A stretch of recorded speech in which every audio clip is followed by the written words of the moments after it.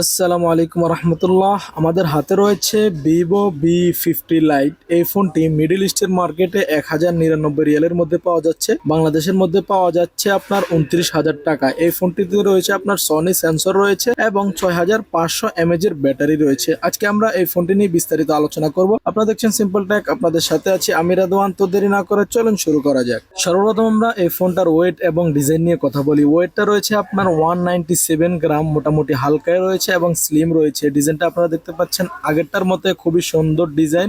Back প্যানেলে আপনার plastic ব্যবহার করা হয়েছে, ফ্রেমটাও আপনার প্লাস্টিক রয়েছে, আর ফ্রন্টে আপনার গ্লাস ব্যবহার করা হয়েছে। দুইটা সিম ব্যবহার করা যাবে। এতে রয়েছে IP65 water and dust resistance, military grade shock resistance রয়েছে। 3.5 হেডফোন জ্যাক ছাড়া বাকি সবগুলো পোর্টই ব্যবহার করা হয়েছে। তারপর আসুন আমরা এই ফোনটির ডিসপ্লে নিয়ে কথা বলি। এর মধ্যে ব্যবহার করা হয়েছে AMOLED display, 120 hertz refresh rate ব্যবহার ককরা হয়েছে, 1300 পিক ব্রাইটনেস ব্যবহার করা হয়েছে। আর ডিসপ্লে সাইজটা আপনার বড় সড়ো রয়েছে, আপনার 6.77 ইঞ্চিস রয়েছে। 88% স্ক্রিন টু বডি রেশিও রয়েছে। রেজলিউশন হিসাবে আপনারা পেয়ে যাচ্ছেন 1080 ইন্টু 2392 পিক্সেল রেজলিউশন পাওয়া যাচ্ছে, আর 388 PPI পাওয়া যাচ্ছে। তারপর আসুন আমরা যদি এই ফোনটির প্ল্যাটফর্ম নিয়ে কথা বলি। অ্যান্ড্রয়েড ভার্সন 15 পেয়ে যাচ্ছেন, ফান টাচ 15 পাওয়া যাচ্ছে। চিপসেট হিসেবে রয়েছে মিডিয়াটেক ডায়মন্ডসিটি 6300 6nm এর একটি প্রসেসর, যেটা মিডল ইস্টের মার্কেটে আপনারা 5G পেয়ে যাচ্ছেন, তবে বাংলাদেশের মার্কেটে সম্ভবত 4G পাওয়া যাচ্ছে। আমার হাতে যে ফোনটি রয়েছে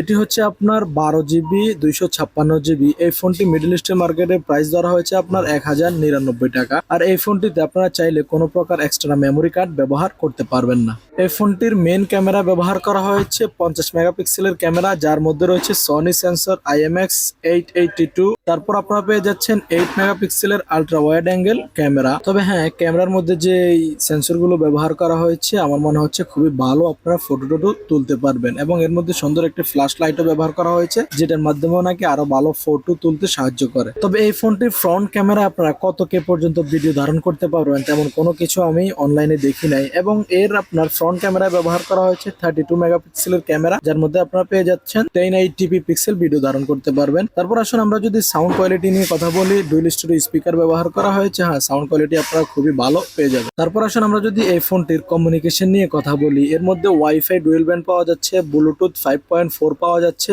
NFC রয়েছে, USB type C OTG connection রয়েছে। আর এবং এর মধ্যে আপনারা কিন্তু ইন ডিসপ্লে ফিঙ্গারপ্রিন্ট পেয়ে যাচ্ছেন। আরেকটি ভালো দিক হচ্ছে আপনারা কিন্তু এই ফোনটিতে সার্কেল টু চার্জ অপশনটাও পেয়ে যাচ্ছেন। এর মধ্যে ব্যাটারি ব্যবহার করা হয়েছে 6500 mAh এর ব্যাটারি এবং সাথে রয়েছে 90 ওয়াটের ফাস্ট চার্জিং। তো ওভারঅল সবকিছু মিলে আমার কাছে মনে হচ্ছে এই ফোনটির ক্যামেরা কোয়ালিটিটা এবং ব্যাটারিটা খুবই ভালো হবে। তো এই ছিল আজকের ভিডিও। আশা করি আপনাদের কাছে ভিডিওটি ভালো লেগেছে। যদি ভিডিওটি ভালো লাগে অবশ্যই আমার চ্যানেলটিকে সাবস্ক্রাইব করে দিবেন, আর যারা অলরেডি সাবস্ক্রাইব করেছেন তাদেরকে অসংখ্য ধন্যবাদ। আসসালামু আলাইকুম ওয়া রাহমাতুল্লাহি ওয়া বারাকাতুহু।